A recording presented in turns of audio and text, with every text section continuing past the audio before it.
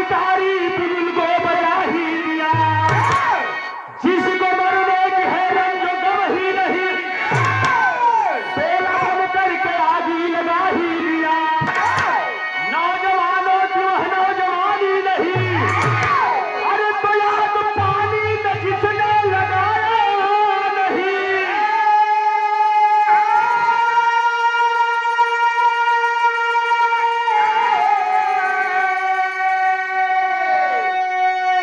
कभी श्री राम भारत के शेरे बबा,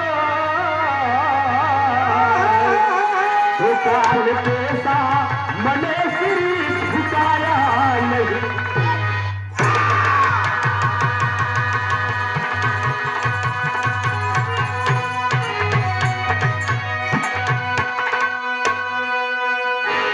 अरे बाबू, जब जब इस धरती पे अत्याचार हुआ है, इस धरती को बचाने के लिए कोई न कोई वीर नाहक पैदा हुआ है, और ऐसे ही वीरों की गाथा इतिहास के पन्नों में बाबू स्वर्ण अक्षरों में लिखी गई।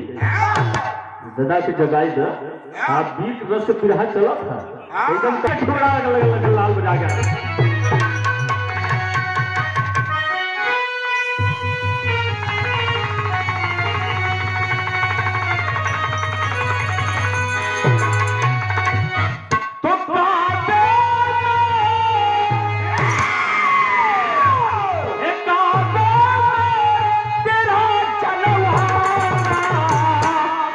काशी में नजारा,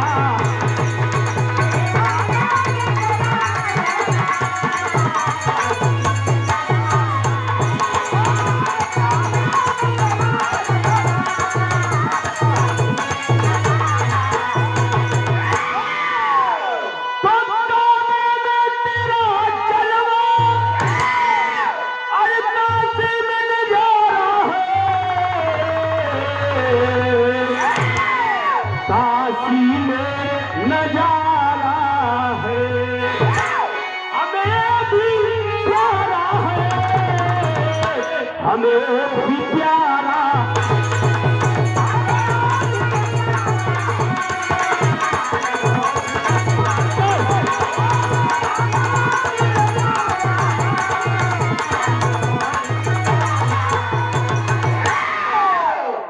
उन वीरों के लिए लिखा गया जो कि धरती के लिए शहीद हो गए। कहना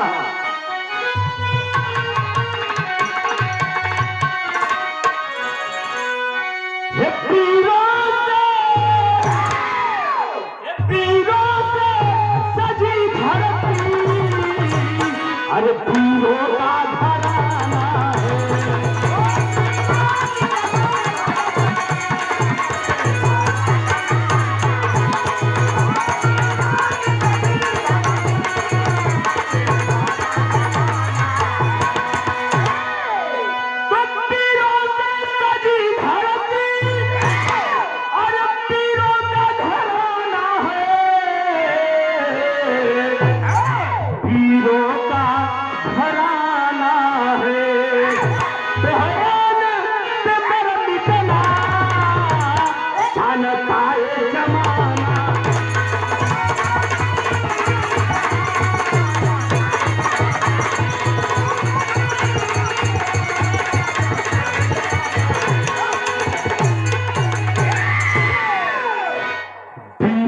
सजी धरती, ये वीरों की धरती है, वीरों से सजी धरती वीरों का घराना है। हयान पे मर मिटना जानता ये जमाना, कोई बताने की बात नहीं है। ये कहानी है कहाँ, कई घटना है कौन समय तक। यही से कहानी के शुरुआत नजम के लाइन में कहना है ना,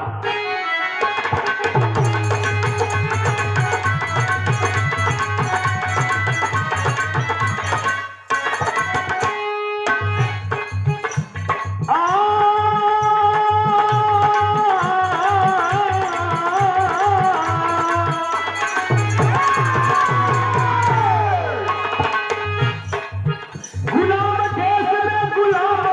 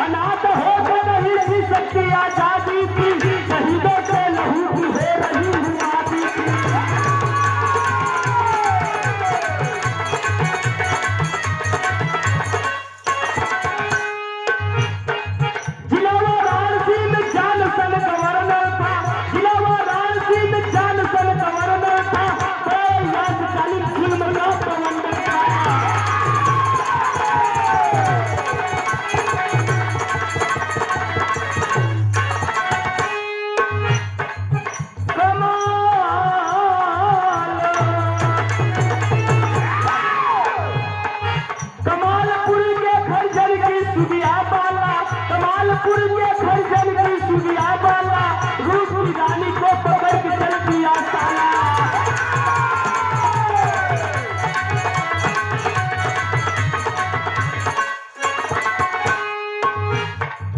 फिर बजरंगी उसी गांव का निवासी था, फिर बजरंगी उसी गांव का निवासी था, जमाने की उमंग हमारा तीसरी खिलाती था।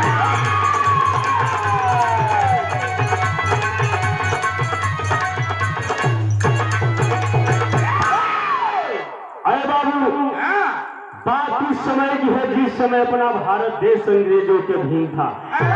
गुलामी की जंजीरों में यह भारतवर्ष जकड़ा हुआ था बाबू। उसी समय की ये घटना है। काशी शंभू के त्रिशूल के नोक पे बसी हुई काशी नगरी, यही काशी बनारस की धरती है।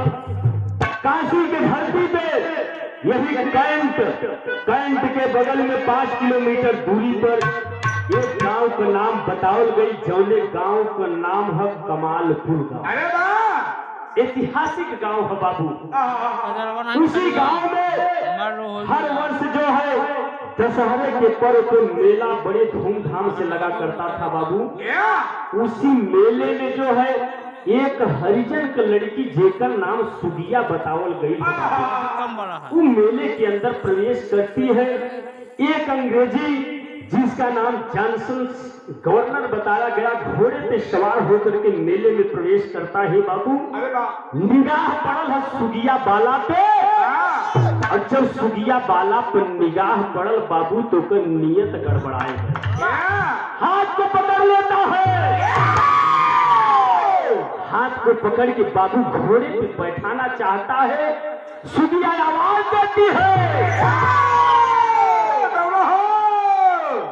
जब सुगिया आवाज देती है, उसी के गांव के रहने वाला जिसका नाम बजरंगी बतावल गई है बाबू, बर्दाश्त ना भइल, एकदम उतनी मोट का लाठी रखल है, हाथ में लिए था।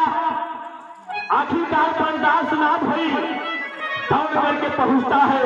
गवर्नर की एक लाठी ठुकले है, और चौने समय गवर्नर के लाठी लगल है तो हाथ छूटल है मास्टर। और सुगिया के जब हाथ छूटल और गवर्नर घोड़े से नीचे गिरल है, धनवा रगड़े लगल। लेकिन जब सुगिया का हाथ छूटल तो भयल का बिरहा में एक लाइन के गीत लगा।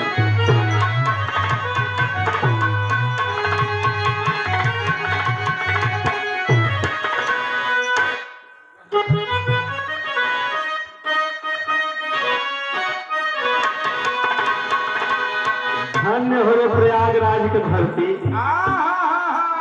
कौनो लड़की रहल, लड़की हाँ हो जौनपुर जिला, क्या बात है।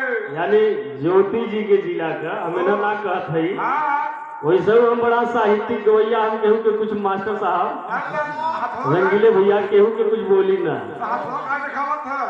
अरे मान लो संप्रेषण चल जाता तो हम कैसे करें। उधर से कितना अंगुलियान है नहीं देखला है।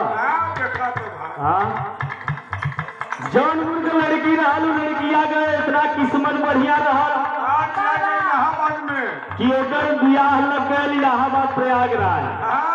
रंगीले समझे यानी प्रयागराज का लड़का रहल, जौनपुर के लड़की रहल, वो खास में जाकर बढ़िया जोग मिलल, शादी भइल है। और जब शादी भइल दुल्हनिया बेचारी जब जौनपुर से अपने प्रयागराज में आयल है, गाड़ी पकड़ के एजे वाली 3 रात बड़ी अनमोल रात होला मास्टर साहब। कौन हो? एक रात होला जवन की लोग दुनिया से दुनिया में आवेले, एक रात होला जवन की लोग दुनिया के छोड़ के वो दुनिया में चल जाले, और इतने बीच वाली रात है। मारपीट होला, मतलब उमर मारपीट होत भाई। मोहब्बत काटल। हाँ देखो भैया मारपीट कैले हैं, यानी 2 अनजान का मिलन होता है। सुहाग रात तो होता है। हाँ देखा बतौले सुहाग रात, यानी सुहाग रात वाली रात में वो दुल्हन अपने पति से डिमांड कैले है कि ये राजा दुल्हनिया अपने सैया से कहत है हाँ। का कहत है मास्टर?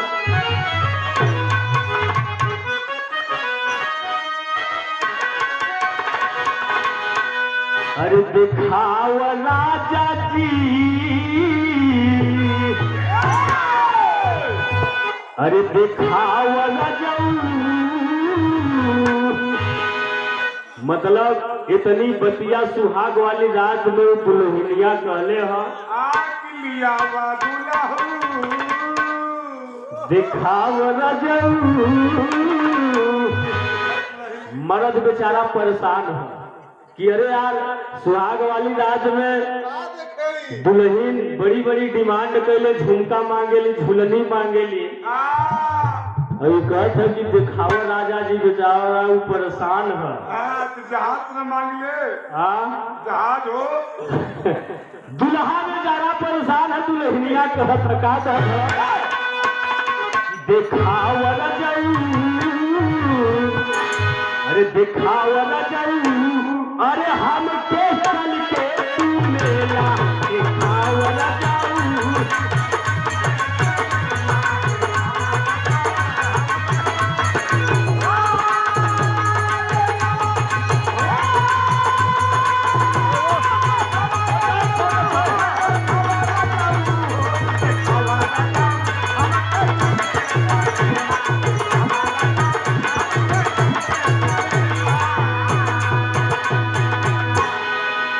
देखो गलत मत समझा।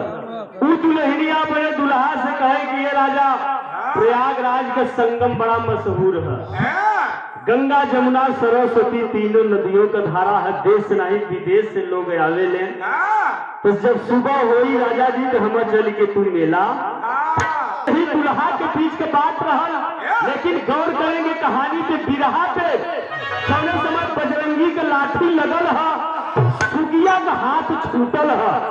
और जब सुगिया का हाथ छूटल तो भयल का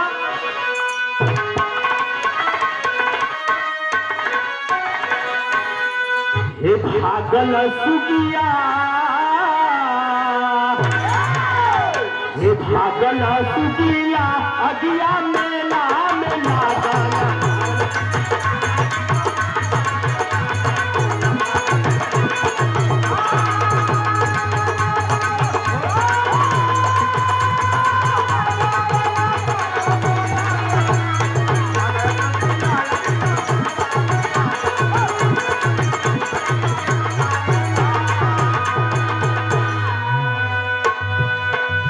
अरे सीटी बजा कर ये छोड़ेला सिपाही,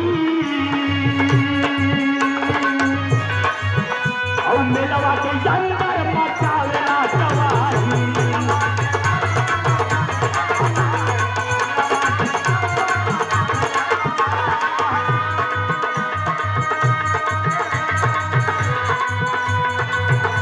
बढ़ला लगिया यगिया मेला में लागल पड़ल।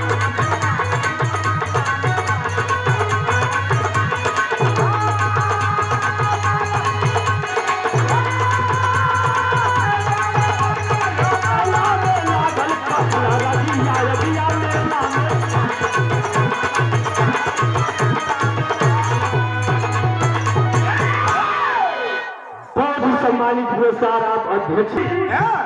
सुगिया का हाथ छूटल है, सुगिया भागती है, भागते भागते अपने घर पहुंचती है, लेकिन बजरंगी बाबू मेले के अंदर पकड़ा जाता है। चारों तरफ से अंग्रेजी फोर्स घेर लेती है। बजरंगी यादव जो है बाबू पकड़ाइल है, और जब पकड़ाइल तो भयल का बिरहा में गीत बदल गया मास्टर।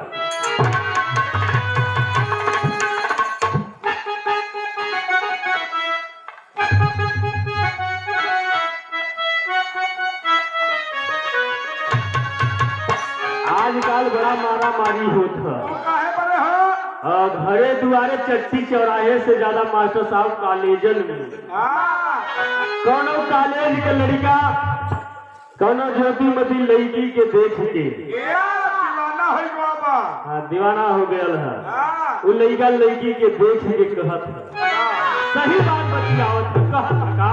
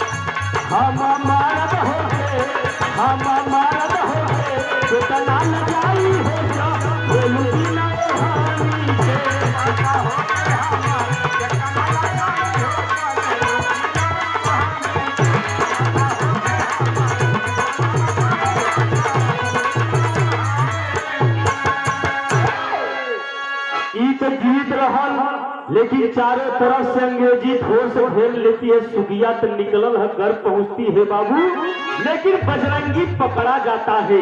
और जब बजरंगी पकड़ा जाता है तो भइल का मेलवा में कइले बाजा रंगी धराई होगा खाई कइले तेरा माने।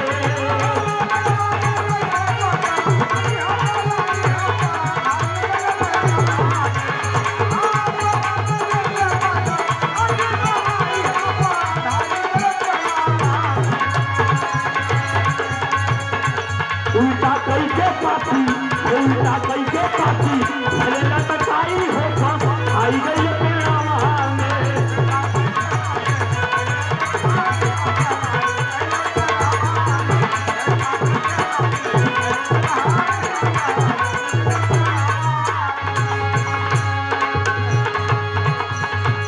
अरे बाबू, बजरंगी को पकड़ के पेड़ में बांध के उल्टा लटकाई के कैले का वो बारी बारी पापी पूछे सुगिया का नाम हो।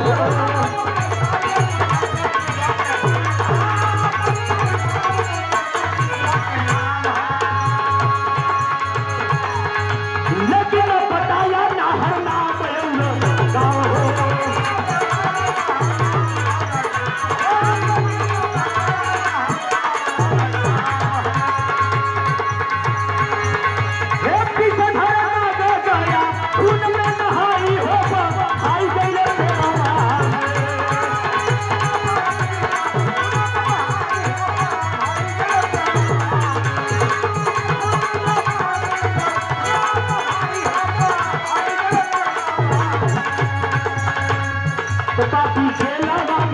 पापी खेलवा में भूले करवाई होगा आई गई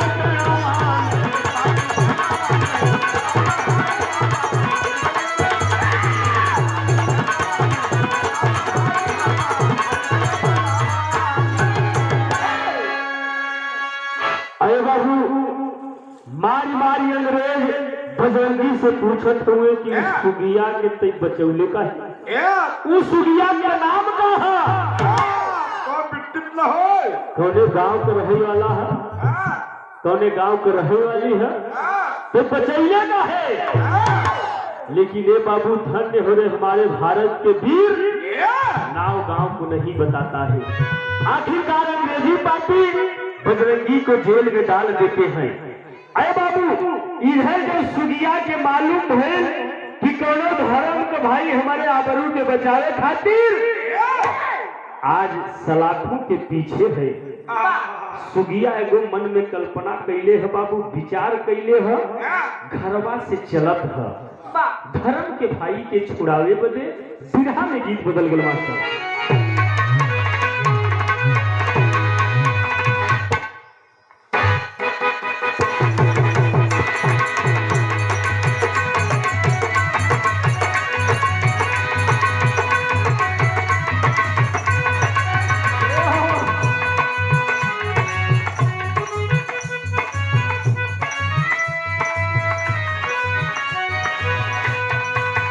क्या बात है।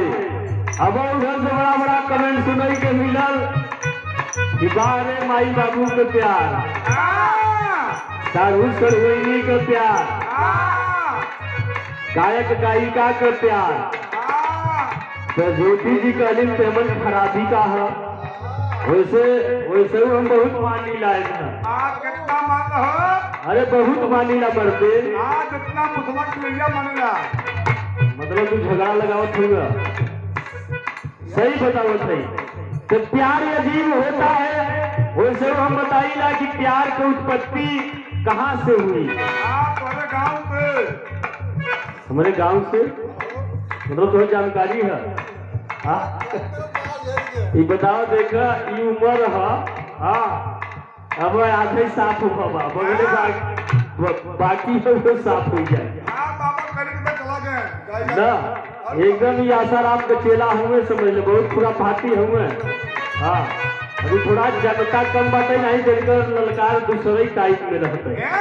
हाँ प्यार की उत्पत्ति राधा कन्हैया से हुई। आप जान लिया, राधा और भैया से प्यार तो वही से शुरू। प्यार तो सब तमाम लोग करते हैं, चाहे माई बाबू के प्यार हो, चाहे भाई भौजाई के हो, चाहे सारू सरुएनी के प्यार हो, लेकिन प्यार की उत्पत्ति राधा या कन्हैया से। ऐसा प्यार न तो देखने को मिला है न तो मिलेगा।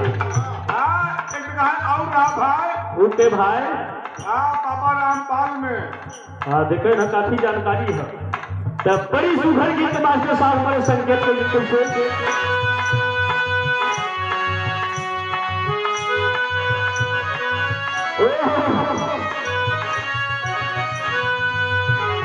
प्यार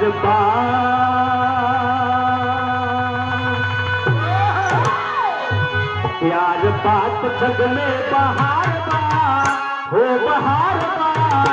अरे प्यार बिना जिंदगी बेकार बा।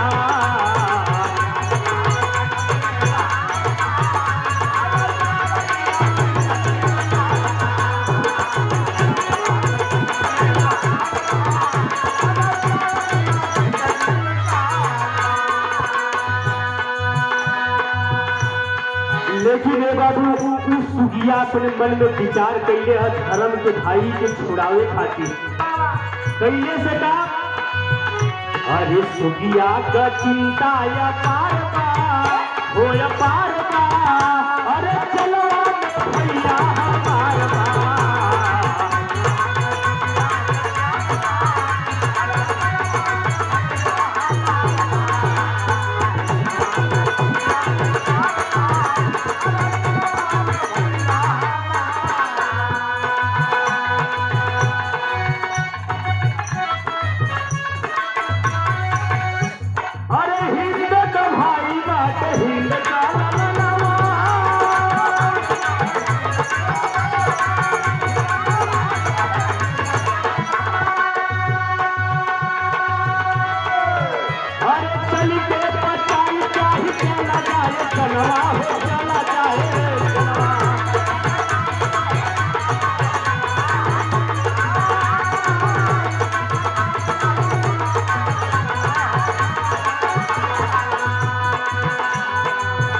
अरे दिलवा के पहुंचता मझार बा हो मझार बा। अरे दिलवा में भैया हमार बा।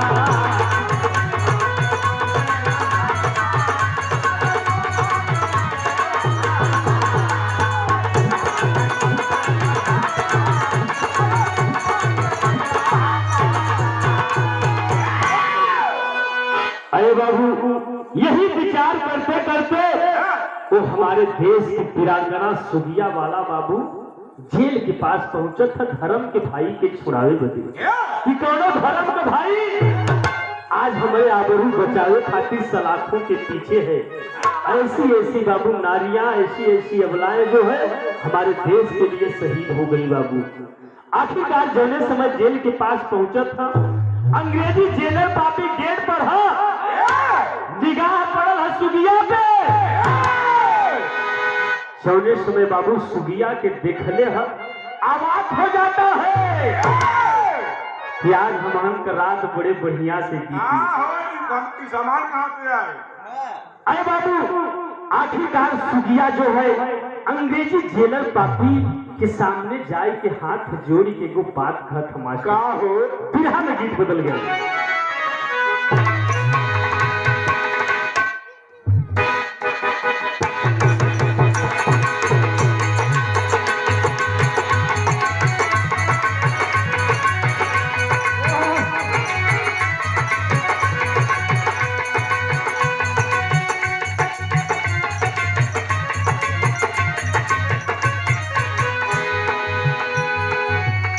बड़ी पुरान गीत जैसे में रंगे सुना जवन जितना पुरान होला उतना ही लचकदार होला।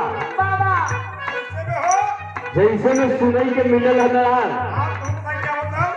जैसे में पुरान चाउर और पुरान गुड़ सुनला है पुरान दारू पुरान मेहरारो का सही ऐसा है। हाँ हो आखिर पुरान मेहरारू तो पुरान मर्द में का कुछ खासियत न है बा उनके कुछ बात और भैया। हाँ अब भाई तू ही बताइएगा। बड़ा बढ़िया सही बात। मतलब पहले और अब में अंतर है। मतलब पहले के जवन चाहे बूढ़ पुरनिया है मन लचक है या और अब में वो लचक अगर तनी से इधर उधर अगर बोलबा तुरंत नहीं छेड़े। अब बड़ी इतना बनी है प्लास्टिक के। हाँ गीत और समय कहा जौने समय हम लोग ज्यादा बिरहा जगत में न आ रहे या रंगीले भैया तो बाजा आप ना बजात रह वो समय गीत तो हल्का मचौले रह।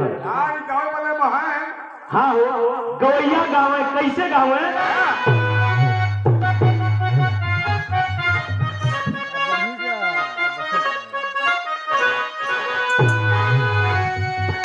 हे फेंक दिहल धारिया हो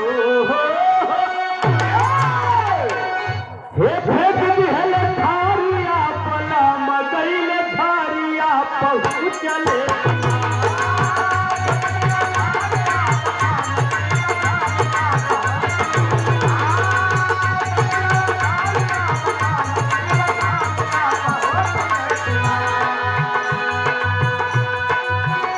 उठिया में लहरिया पहुँचले किनार। ए भैया चावल बनी में हो हाँ तो हाँ बोल भैया कीड़ा बड़ी मलाई खैलू बड़ी मलाई खैलू खैलू कका संग लगता खैलू सकल बड़ी मलाई खैलू खैलू कका संग लगता टूटा भइल भारी खंड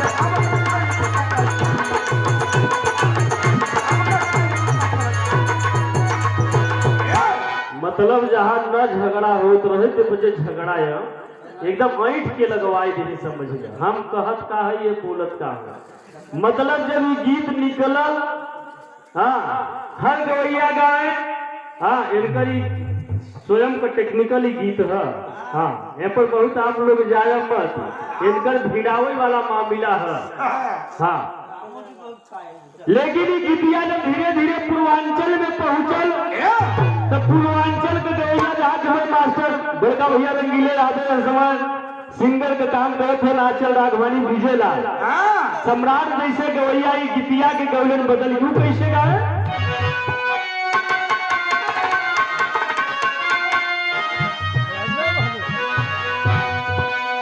हे साल भर से साली तोहार हो हे साल भर से साली तोहार के हमैली बुलाए गो चुम्मा कैगना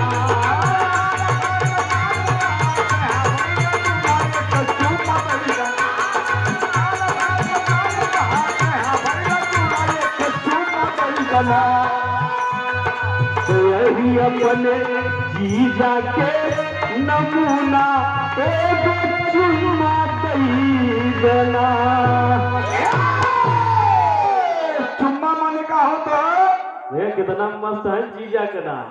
हाँ देखा ई गीतिया जब पहुंचल पूर्वांचल में तो पूर्वांचल के गवैया गाए लेकिन ये गीतिया बहते बहते धीरे धीरे बक्सर बिहार पहुंचल तो बिहार के गवैया कैसे गाए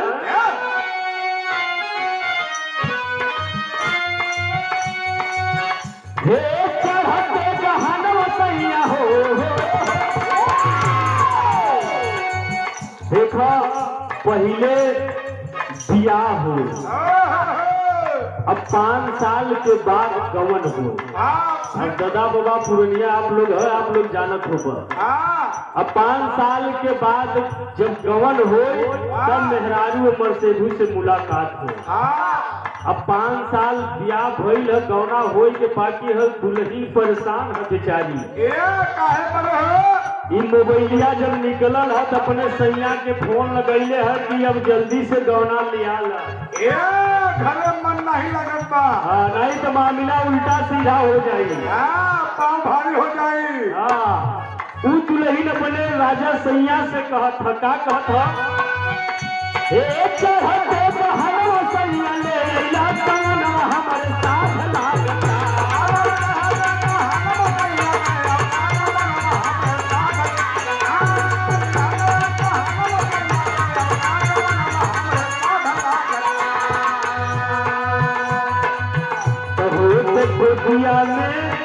ललनवा हमर साथी लागता। 5 साल बीत गया हम लिया नहीं मामला राम जी भैया उल्टा हो जाए। मामला घूम जाए मेजा कैसी इनकर निगाह रखिले भैया पर यानी वो दुल्हन का दर्द हमर दे कि 5 साल बीत गया हम लिया ना ई तो उनकर बात है लेकिन देखा है कि हम कैसे गाइला कोनो देवर अपने भौजाई से कहत था भौजाई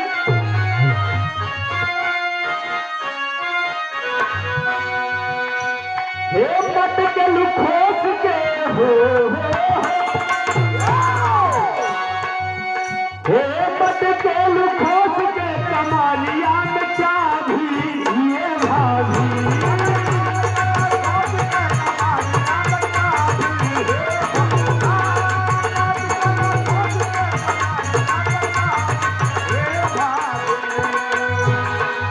तो साफ लौकत बना भी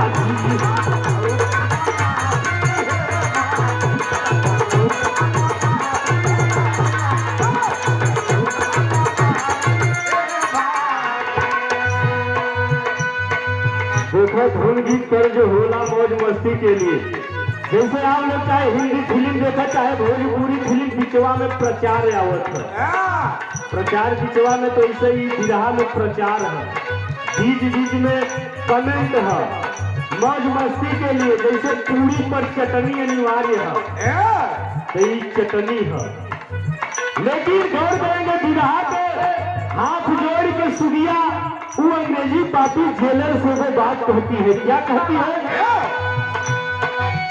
वो जेलर के समान बचाते हो वो जेलर के समान बचाते हो नदी फवनियाई फवनिया का होई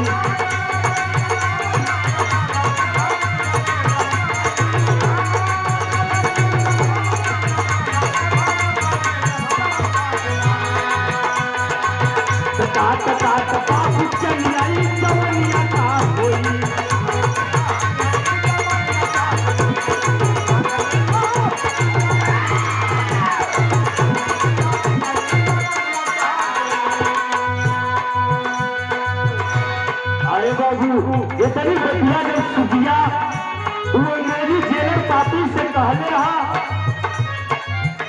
जाओ जाओ एक बात सुगिया कहती है क्या कहती है कि पहले बजरंगी से करब मुलाकात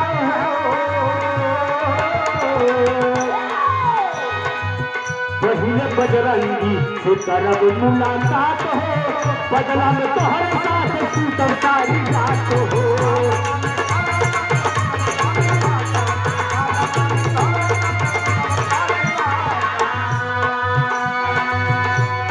कमर का कमान पानी खड़कत का पदनियाई जमनिया का होई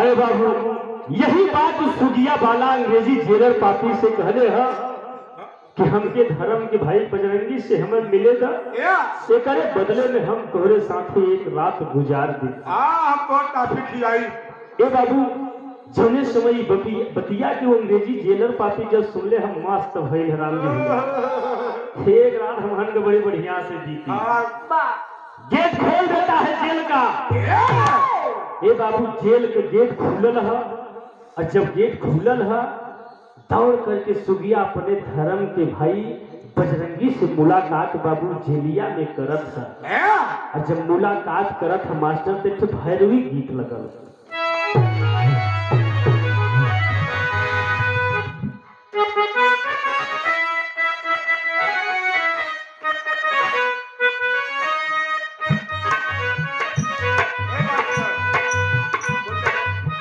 एकदम भोर के बेला में माझी जौने समय गंगा मैया में अपने नैया के खोलत है, पतवार लेके जात है, गंगा मैया से वो प्रार्थना करत है। का कहत मास्टर? तुहके चढ़ई पई मैया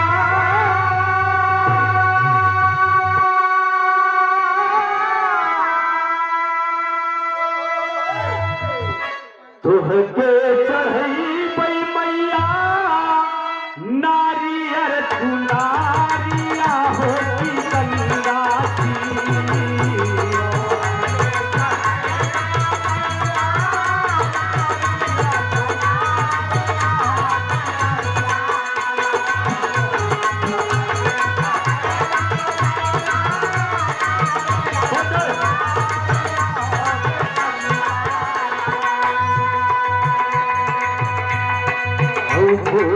नैया कैदा हमारा उपारवा होती गंगा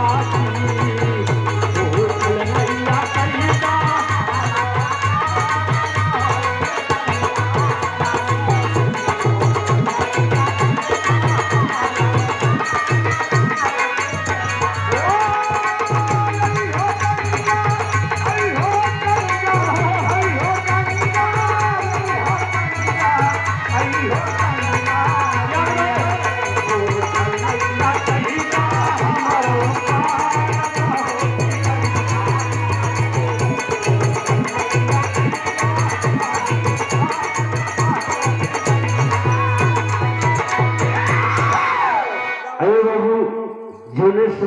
सुगिया झेल के पास धर्म के भाई के पास पहुंचत है, हाथ जोड़ के कहत मास्टर कैसे?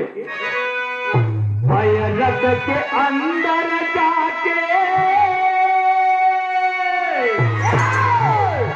पैरक के अंदर जाके खोलली भवानिया हो रनिया कैसे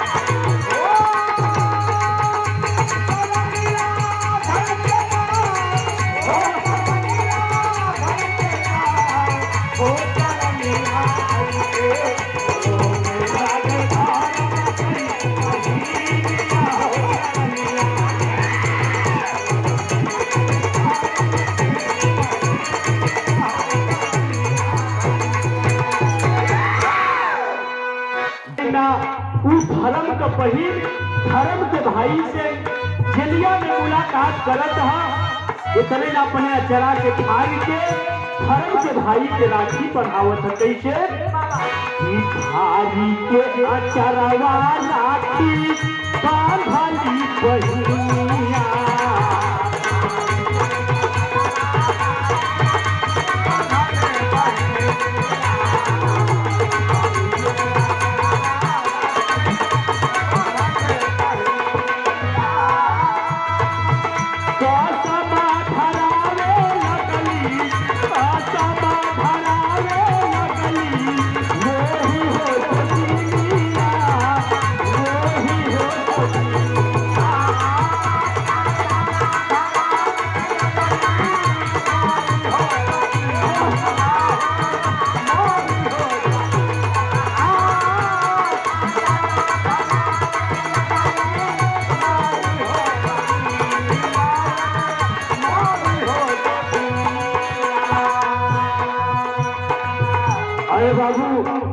अपने अचरा के भाई के वही जेलिया में धर्म के भाई के राखी पिढ़ावत है। कहत भैया ये हमार तू साड़ी साया हमार वस्त्र के पहिरब बगल वाले गेट से चल जा अजाई के अपने साथी के लिए आवई अंग्रेजी पापी से सामना करा। लेकिन वो धर्म का भाई बजरंगी कहता है नहीं बहन, हम तुम्हें छोड़ के नहीं जाएंगे। उस समय बाबू वो सुगिया ललकार की कहती है, बिरहद शैली के भाव लगा।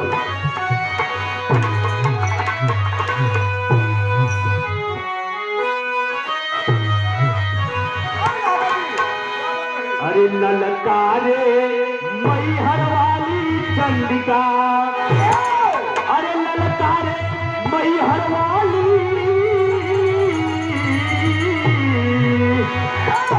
ललकारे मैहर वाली चंडिका। अरे हाथी के मस्तक पर बैठ गई पैसाली, अरे पैसाली, अरे पैसाली।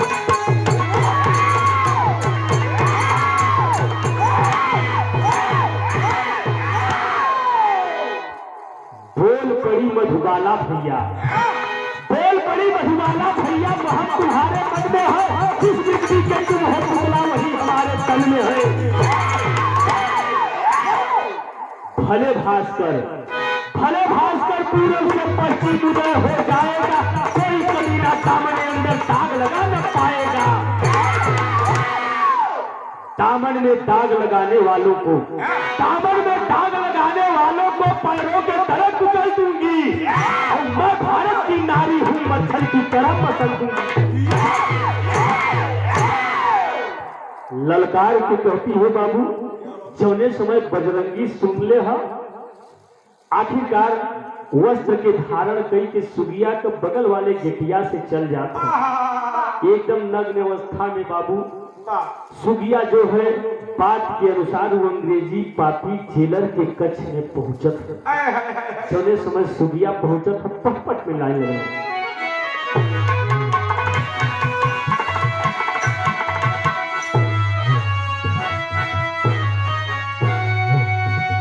अरे फरार हो गया जेल से बलकारी भारत की नारी, फरार हो गया जेल से बलकारी भारत की नारी, और जेलर की कोठरी में गई बेचारी भारत की नारी।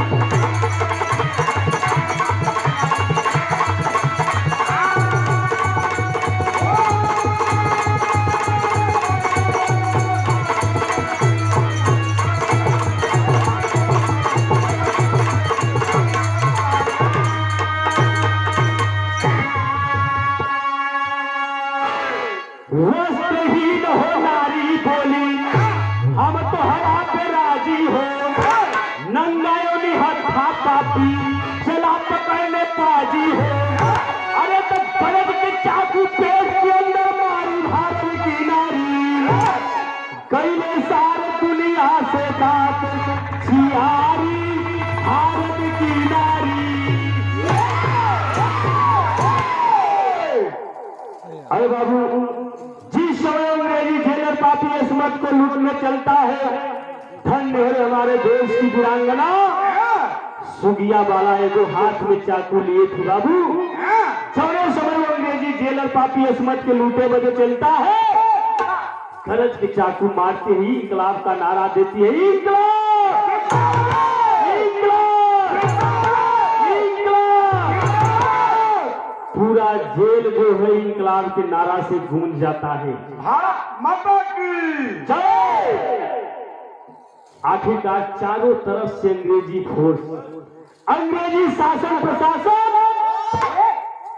आखिरकार सुगिया बाबू पकड़ी जाती है। वो अंग्रेजी शासन ऐलान करता है कि से भरी महफिल में जो है नग्न अवस्था पे जो है इसे नंगी करके देगा पे नचाया जाएगा। ऐसे ही ऐलान करिए तो बिरहा में आधा कलाई लगला।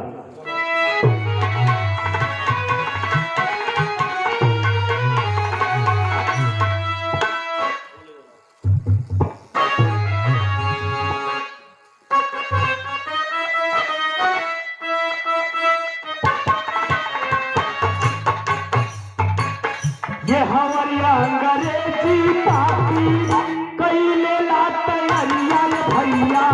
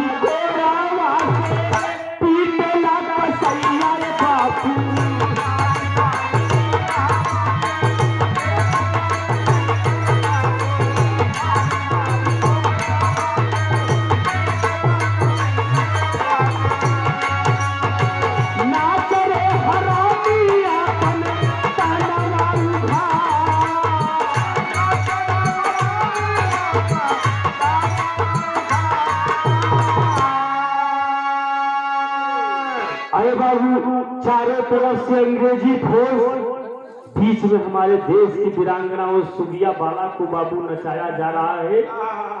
बजरंगी 12 जवानों के साथ आता है, लेकिन इतनी बड़ी फोर्स के आगे 12 जवान क्या कर सकते हैं बाबू।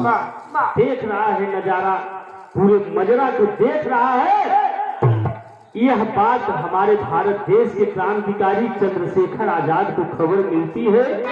उसी बनारस की धरती पे अपनी क्रांति टोली लेकर के बाबू भ्रमण कर रहे थे, जब यह ज्ञात होता है कि किसी अबला पे जो है जुल्म ढाया जा रहा है अंग्रेजों के द्वारा, उस समय चंद्रशेखर आजाद जी अपनी क्रांति टोली लेकर के वहां पहुंचले। का ही लाइन में तबल चंद्रशेखर पहुंचे लेके क्रांति टोली आए भैया।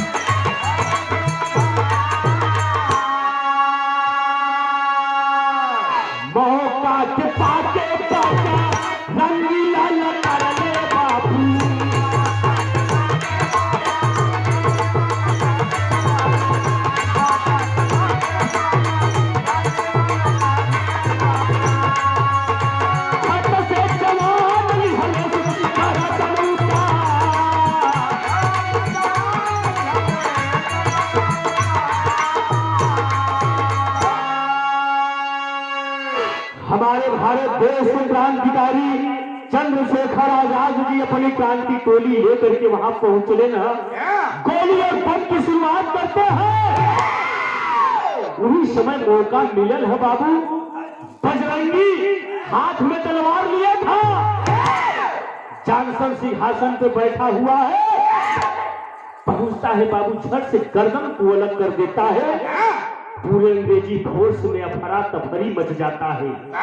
गोली और बम की शुरुआत हो जाती है, और जब गोली और बम की शुरुआत होने लगल तो उस समय चंद्रशेखर आजाद अपन क्रांति टोली लेके बगलिया से निकल के चली गई। और जब निकल के चल गई तो आखिरी में प्रमाण का निकल मास्टर कहना,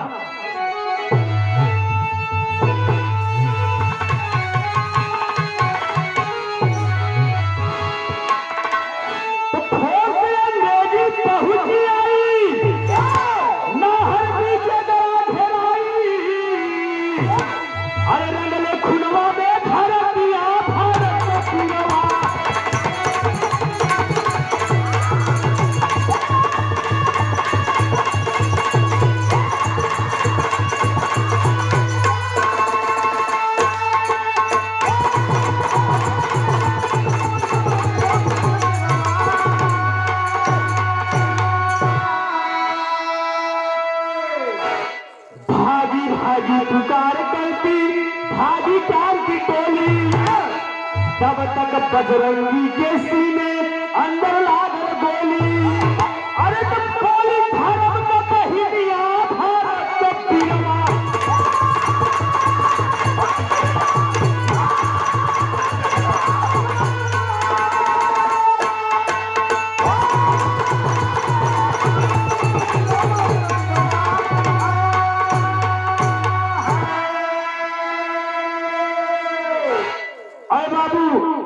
एक अंग्रेजी सिपाही के रिवाल्वर से गोली निकलती है, जाकर के गोली बजरंगी के सीने में लगल है बाबू। और जब गोली लगल है, बजरंगी वही शहीद हो जाता है। शहीद नहीं बल्कि अमर हो जाता है। उस सुबिया एगो बात कहत है कि तेरे लहू के बूंद से भैया होगा देश आजाद, और कब से भाला मार दिया पीछे से जल्लाद। अरे तो कैलेश्वर पर भवनिया भारत का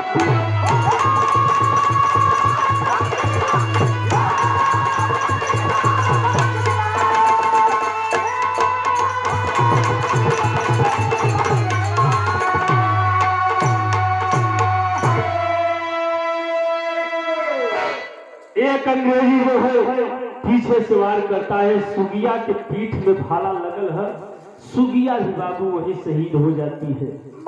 आज बनारस एकदम सिटी से जो है जुड़ा हुआ करंट, आप लोग जानते हैं करंट से 5 किलोमीटर दूरी पे लमही गांव है, जहाँ की मुंशी प्रेमचंद का स्थायी निवास है। आज भी मुंशी प्रेमचंद का प्रतिमा लगल है। 500 मीटर दूरी पे वहां भी जो है इस सुगिया बजरंगी का भी प्रतिमा लगल है। तो ऐसे ऐसे हमारे देश के लिए, हमारे देश को बचाने के लिए तमाम लोग बाबू शहीद हो गए। उनका नाम इतिहास के पन्नों में लिखा गया। तो ऐसे वीरों को हम सत सत प्रणाम करते हैं। यही हमारी घटना रही, यही हमारी कहानी रही। आखिरी में कहना गुणमहाल हरिवंश स्वर्ग में रमाकांत हरिभान,